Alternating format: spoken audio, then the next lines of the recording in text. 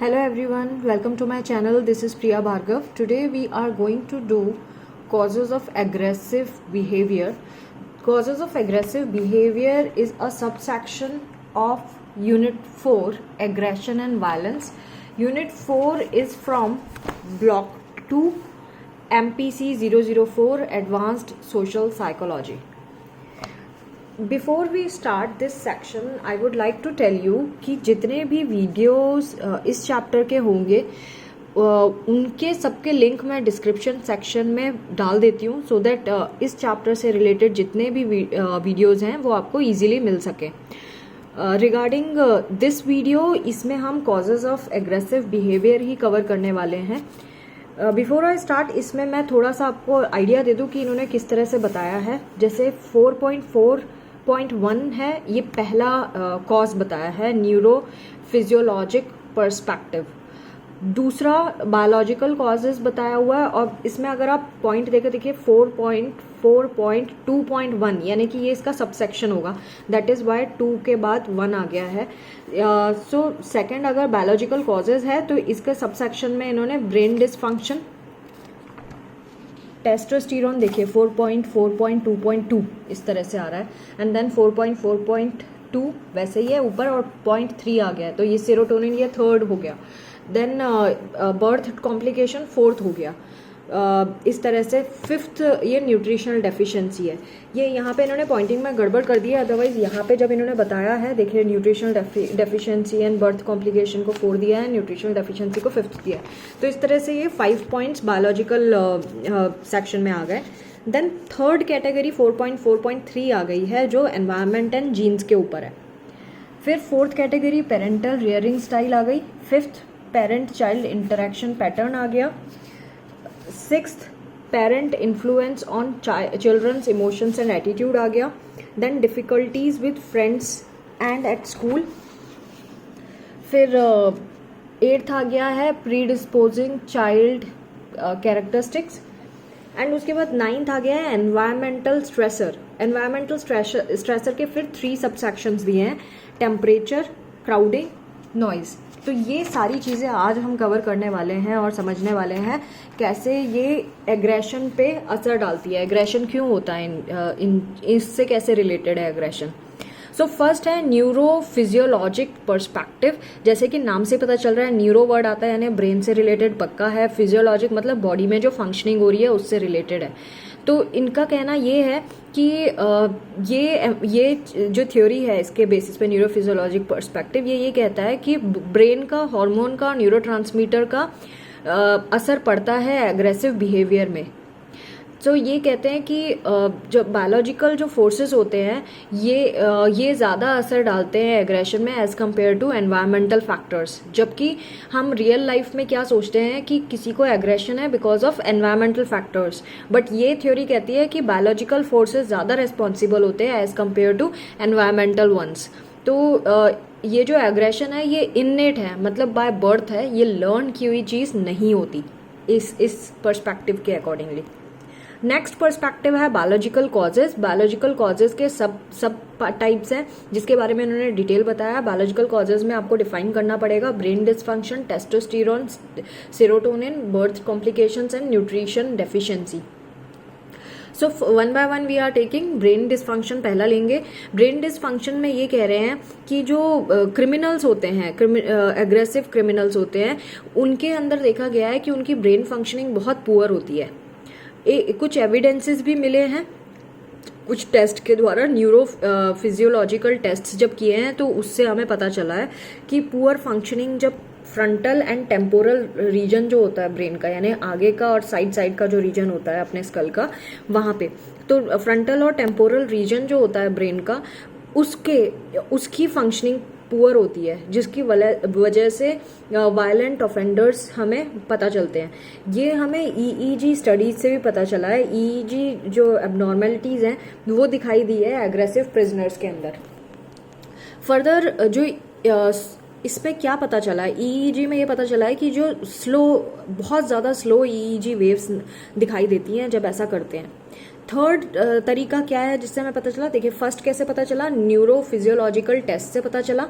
दूसरा EEG abnormality से पता चला, और तीसरा ब्रेन इमेजिंग की स्टडी से पता चला।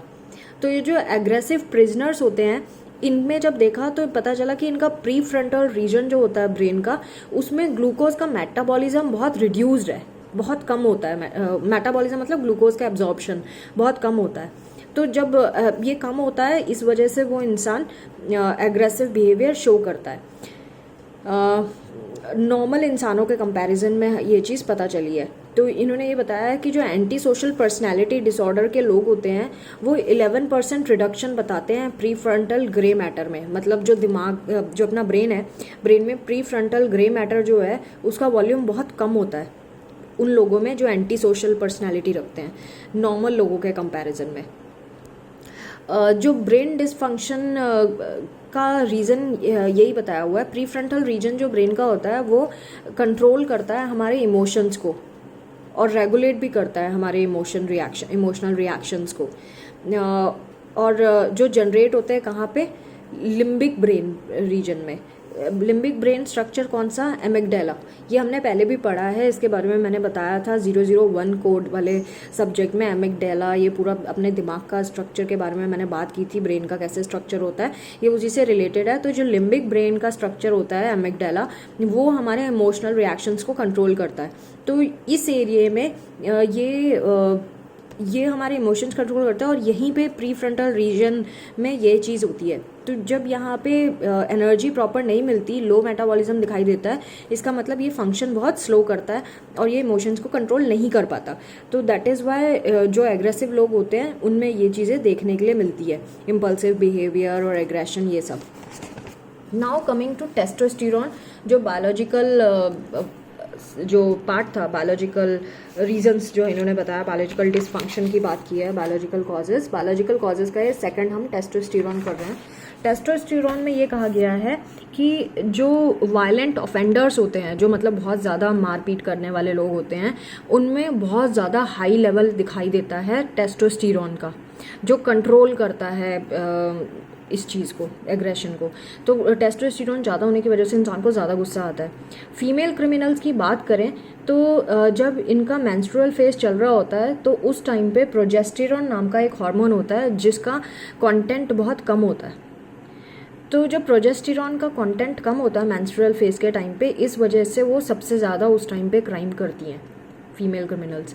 सो यानी कि गुस्सा उस टाइम पे सबसे ज़्यादा आता है मेंस्ट्रुअल फेज के टाइम पे, लेडीज़ को भी, क्योंकि उनके अंदर प्रोजेस्टेरॉन का कंटेंट कम होता है।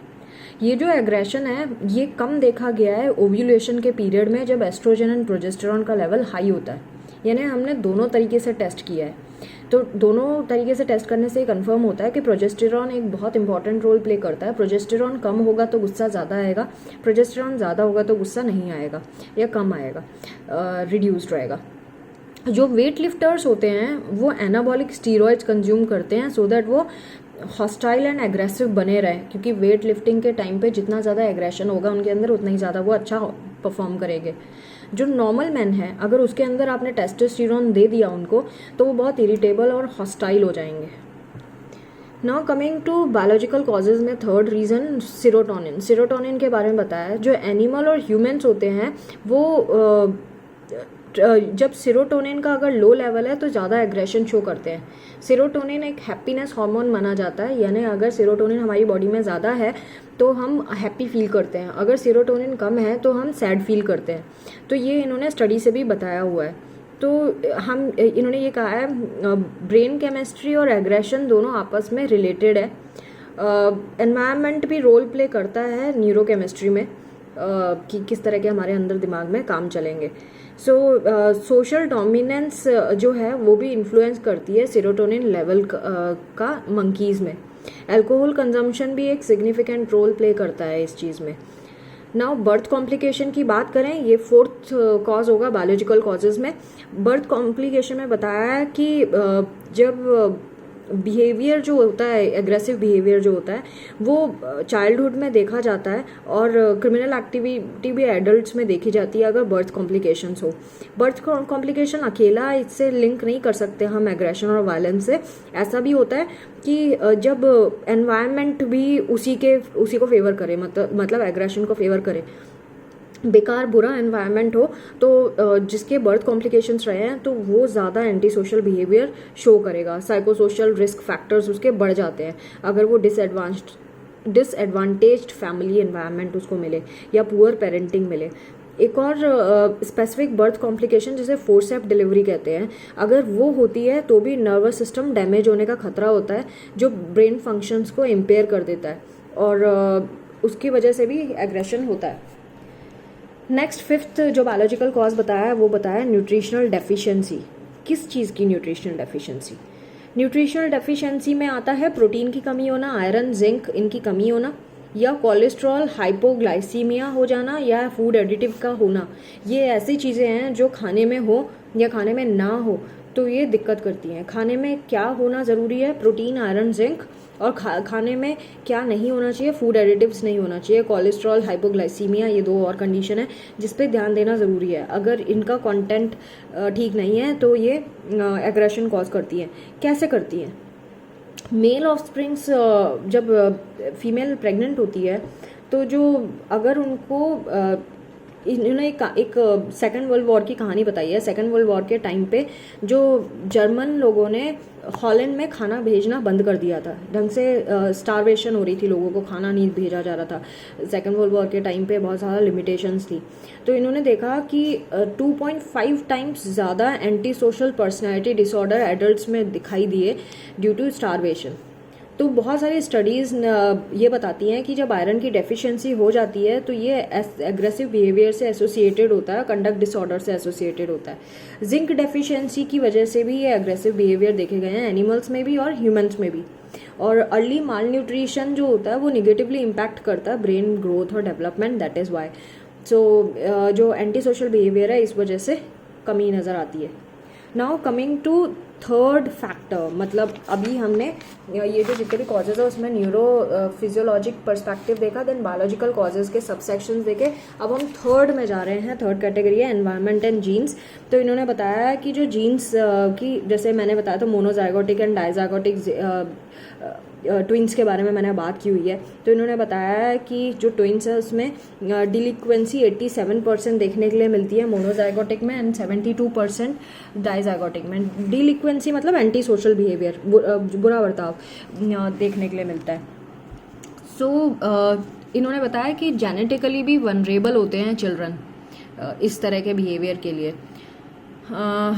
जो बर्थ पेरेंट्स अगर एंटी सोशल हैं तो बहुत ज़्यादा चांसेस है कि उनके बच्चे भी एंटी सोशल होंगे। सो अनफेवरेबल कंडीशंस जैसी उनको मिलती है तो वो वैसे एंटी सोशल बिहेवियर शो करना शुरू कर देते हैं। तो जेनेटिक एलिमेंट का स्ट्रॉन्गर पार्ट दिखाई देता है एडल्ट क्रिमिनलिटी में। बच्चों में कम दिखाई देता है, बड़ों में ज़्यादा दिखाई देता है। Now coming to fourth cause, parental rearing style. बच्चों को किस तरह से पाला गया है, किस तरह का पेरेंट्स ने कितना ध्यान दिया है बच्चों को, तो ये बहुत ज़्यादा एंटी सोशल बिहेवियर से रिलेटेड है। जैसे कि पुअर सुपरविजन, ढंग से देखभाल नहीं किया गया, हार्श डिसिप्लिन या इरेटिक डिसिप्लिन, बहुत स्ट्रिक्ट डिसिप्लिन हुआ, तब पेरेंटल डिसहार्मनी, पेरेंट्स आपस में लड़ाई झगड़ाई कर रहे हैं उस वजह से। रिजेक्शन ऑफ द चाइल्ड को एक्सेप्ट ही नहीं किया, पैदा तो हो गया, सपोज इलीगल चाइल्ड है या जो भी व्हाट्सो एवर रीज़न, अगर बच्चे को रिजेक्ट किया गया है तो ऐसा देखने के लिए मिला है। और या फिर लो इन्वॉल्वमेंट इन चाइल्ड्स एक्टिविटी, कई पेरेंट्स बच्चों में बिल्कुल ध्यान नहीं देते, बच्चे जो भी कर रहे हैं, नहीं कर रहे हैं तो कोई बात नहीं, उन बच्चों में भी ये चीज़ देखने के लिए मिलती है। Now coming to parent child interaction pattern, अगर एग्रेसिव बिहेवियर है बच्चों के साथ पेरेंट्स का तो ये इन्फ्लुएंस करेगा बच्चे को। बहुत सारी फैमिलीज़ में एंटी सोशल चिल्ड्रन हो जाते हैं क्योंकि जब वो उनको है ना एनकरेज नहीं किया जाता पोलाइट बिहेवियर के लिए। अगर बच्चों को बिहेवियर, जब वो पहली बार मिसबिहेव करता है और उसको टोका ना जाए तो वो सोचता है यही सही तरीका है बिहेव करने के लिए। अगर बच्चा टेंट्रम शो कर रहा है, चिल्ला रहा है सो दैट उसकी नीड्स पूरी कर दी जाएँ और पेरेंट्स उस चीज़ को कर देते हैं तो बच्चे को लगता है कि यही एक तरीका है लेने का, तो वो सही तरीका सीखता ही नहीं है, वो उसी चीज़ को अडेप्ट कर लेता है और फैमिली भी उसके लिए यूज टू हो जाती है। तो ये अनरेस्पॉन्सिव जो बिहेवियर है पेरेंट्स का, ये बहुत बहुत गलत है। तो ये बच्चे को समझाना इस चीज़ के लिए बहुत ज़रूरी है। कभी कभी बच्चों के साथ पेरेंट्स बहुत इररेस्पॉन्सिबल होते हैं, वो उनसे कम्युनिकेट भी नहीं करते बच्चों से, बच्चों की जो इमोशनल नीड्स है उसको देखते नहीं है, तो उस वजह से बच्चा डिस्टर्ब हो जाता है और इस तरह के बिहेवियर शो करता है। Now next point is parental influence on children's emotions and attitude. तो इसमें इन्होंने बताया है कि बहुत सारे ऐसे टॉडलर्स हैं जो डेवलप करते हैं conduct problems, disorganised attachment patterns दिखाते हैं, डर दिखाते हैं, एंगर, डिस्ट्रेस, ये सब इनमें दिखाई देता है जब वो पेरेंट्स से थोड़े टाइम के लिए सेपरेट होते हैं। तो ये बिहेवियर जो है ये फ्राइटनिंग का, अनअवेलेबिलिटी का या इनकन्सिस्टेंट पेरेंटिंग की वजह से होता है। जब पेरेंट्स उनको मिलते नहीं है ढंग से, जितना पेरेंट्स की ज़रूरत है उतना बच्चे को नहीं मिलती, तो वो इस तरह का बिहेवियर शो करता है। जो इन्फेंट्स की सिक्योरिटी है वो जनरली पेरेंट्स से रिलेटेड है, और उन माओं के बच्चे ज़्यादा इस तरह का बिहेवियर शो करते हैं जिन माओं को जिन माओं के रिलेशनशिप उनके पेरेंट्स से अच्छे नहीं होते। सो मिडिल चाइल्डहुड की बात करें तो एग्रेसिव चिल्ड्रन जो होते हैं वो बहुत ज़्यादा ये सोचते हैं कि एक ही तरीका है कि हॉस्टाइल रहो, बहुत इनसेंसिटिव हो जाते हैं और वो नॉर्मली काम कर ही नहीं सकते। वो हमेशा जज करते हैं लोगों की फीलिंग्स को नहीं समझते, उनको मुश्किल होता है समझने में लोगों की फीलिंग्स को, और जो कॉन्फ्लिक्ट्स हैं उसको सुलझाते नहीं है, उसको उलझाते हैं। उनको सीधे से चीज़ें सॉल्व करना आता ही नहीं है, हमेशा एग्रेशन से ही सॉल्व करते हैं और जल्दी से ऑफेंड हो जाते हैं। उनको कुछ भी बोला जाए तो जल्दी से ऑफेंड हो जाएंगे। डिसरेस्पेक्ट के लिए बहुत ज़्यादा सेंसिटिविटी शो करते हैं ये, और बहुत ज़्यादा फ्रजाइल होते हैं सेल्फ एस्टीम को लेके। इनका जो दुनिया को देखने का तरीका होता है वो भी अलग ही होता है, ये दुनिया को भी नॉर्मली नहीं देखते हैं, कंप्लेनिंग नेचर से देखते हैं। फ्रस्ट्रेशंस, फेलियर्स को बहुत ज़्यादा एक्सपीरियंस करते हैं आगे जाके लाइफ में, और फिर ये वायलेंट हो जाते हैं। Difficulties with friends and at school अगर देखा जाए तो इस तरह के जो बच्चे होते हैं इन बच्चों में पार्टिसिपेट करने की स्किल की कमी होती है, तो ये हमेशा अपसेटिंग बिहेवियर करते हैं, एग्रेसिव बिहेवियर शो करते हैं।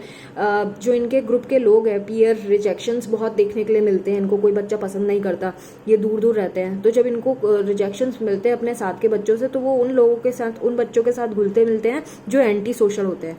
तो इनका एक पूरा गैंग और ग्रुप बन जाता है, जिसकी वजह से ये फेल हो जाते हैं किसी भी नॉर्मल क्वालिफिकेशन अटेन करने में जो स्कूल छोड़ते टाइम होनी चाहिए। That is why they become unemployed होने की वजह से ये गंदी एक्टिविटीज़, गंदे काम शुरू कर देते हैं, चोरी, डकैती, खून, ये सब। Predisposing children characteristics is next cause. तो इसमें इन्होंने बताया कि जो ADHD वाले बच्चे होते हैं, hyper attention deficit hyper activity वाले बच्चे, ये जेनेटिकली डिटरमिन्ड एक्टिविटी ADHD ये जेनेटिकल प्रॉब्लम की वजह से होता है। तो ये बच्चे रेस्टलेस होते हैं, इम्पल्सिव पैटर्न इनमें देखने के लिए मिलता है, और ये बहुत एग्रेशन शो करते हैं। इनको वेट करना पसंद नहीं होता, ये गेम्स में भी आगे पीछे होते हैं, प्रोवोक करते हैं, लड़ाइयाँ इनकी बहुत ज़्यादा होती हैं, और ये कंडक्ट डिसऑर्डर होने की वजह से इनका आउटलुक भी होता है लॉन्ग टर्म में वो बहुत ज़्यादा चेंज हो जाता है। जो डिलिक्वेंट बच्चे होते हैं, यानी कि एंटी सोशल कैटेगरी के जो बच्चे होते हैं, जिनके अंदर क्रिमिनल मेंटालिटी होती है, उनमें देखा गया है कि नॉर्मल बच्चों के कंपैरिजन में इनकी 8 to 10 पॉइंट कम IQ होती है। ये एक इंडिकेशन है, और ये एग्रेशन शो करने से पहले ही पता चल जाता है इनके IQ को देखकर कि ये एग्रेसिव बिहेवियर शो करेंगे। सो इस तरह से हम पता लगा सकते हैं। दूसरे जो इनके बताया हुआ है, इनके जो कैरेक्टरिस्टिक्स है वो ये कि ये इरिटेबल दिखाई देंगे, एक्सप्लोसिवनेस इनमें दिखाई देगी, सोशल अवेयरनेस इनमें नहीं होगी, सोशल एंजाइटी बहुत ज़्यादा होगी, और हमेशा इनका बिहेवियर रिवार्ड सीकिंग होगा कि वो वही काम करेंगे सिर्फ जिसमें उनको फ़ायदा होगा, वरना वो नहीं करेंगे। फिर चाइल्ड की जो कैरेक्टरिस्टिक है, उसका जो एनवायरनमेंट है वो बड़ा कॉम्प्लेक्स होता है, ये बहुत देखने की बात है। तो जब बच्चा ग्रो हो रहा होता है तो एनवायरनमेंट डिटरमाइन करेगा इनका बिहेवियर और इनकी चॉइस। अगर इनका एनवायरनमेंट सही नहीं है तो आगे जाके ये एंटी सोशल बन जाते हैं। सो इसीलिए इनका जो बिहेवियर है उसको शेप देने की बहुत ज़रूरत है सोशल वर्ल्ड में, सो दैट आगे जाके वो ऐसा कुछ ना करें। Now coming to environmental stressors, temperature सबसे पहला है इसमें। टेम्परेचर की बात करें तो हाई टेम्परेचर पे लोग ज़्यादा एग्रेसिव होते हैं, लेकिन उससे भी ज़्यादा हाई टेम्परेचर पे एग्रेशन कम हो जाता है। ये एक स्टडी की गई थी यूएसए में, जहाँ पे वायलेंट बिहेवियर को नोटिस किया गया था वेदर रिपोर्ट्स के हिसाब से। तो देखा गया था 84 डिग्री फ़ारेनहाइट में लोग ज़्यादा एग्रेशन शो करते हैं, ज़्यादा वायलेंट हो जाते हैं, लेकिन फर्दर अगर टेम्परेचर इंक्रीज होता है तो वायलेंस डिक्रीज हो जाती है। बैरन एंड बेल ने भी इसको कंफर्म किया था, बट इसके अगेंस्ट एंडरसन ने ये बोला कि क्या जब ऐसा ज़रूरी नहीं है कि वायलेंट एक्ट जो है मर्डर, रेप, असॉल्ट, ये सब ठीक है हीट की वजह से होता है, बट जब स्टडीली इंक्रीज करते हैं तो कोई ऐसा इंडिकेशन मिला नहीं है कि हाई टेम्परेचर में वायलेंस नहीं हुआ। कई जगह पे हाईएस्ट टेम्परेचर पे भी वायलेंस दिखा है। फिर एक और प्रॉब्लम है इसके कॉन्ट्राडिक्शन में या क्रिटिसिज्म में, ये कि इसका मतलब ये है कि जो कंट्रीज हॉट टेम्परेचर में रहती है उसके लोग हमेशा एग्रेसिव रहते हैं, ऐसा तो नहीं है। नाउ क्राउडिंग की बात करें तो ज़्यादा डेंसिटी में लोग जब रहते हैं तो उनमें एग्रेशन देखने को लिए मिलता है। वो इसकी वजह यह है कि डी इंडिविजुअलाइजेशन, यानी कि लोगों की जब पर्सनल स्पेस में इन्वेजन होता है, यानी पर्सनल स्पेस में घुसपैठ होती है, तो उनको अनप्लीजेंट फील होता है, जिसकी वजह से एग्रेशन आता है। जैसे कि रोड जो जैम लग गया होता है रोडों पे, हेविली कंजेस्टेड रोड्स जो होती हैं, उसमें भी ये चीज़ देखा गया है। ऐसी प्रिजन्स जो होते हैं उनमें अगर बहुत सारे एक साथ प्रिजनर्स भर दिए जाएं तो वहाँ पे भी एग्रेशन बढ़ता जाता है। सो इस तरह से इन्होंने बताया, बट इसकी भी लिमिटेशन बताई है कि ज़रूरी नहीं है कि ऐसा हो, क्योंकि जब एक फैमिली में बहुत सारे मेंबर होते हैं तो वो बहुत हैप्पीली एंजॉय करते हैं उस चीज़ को, दे फील हैप्पी। एंड ऐसे ही अगर अरब कल्चर की बात करें तो अरब्स जो लोग हैं वो बहुत पास खड़े होते हैं, बहुत क्लोज खड़े होते हैं और वैसे ही बात करते हैं।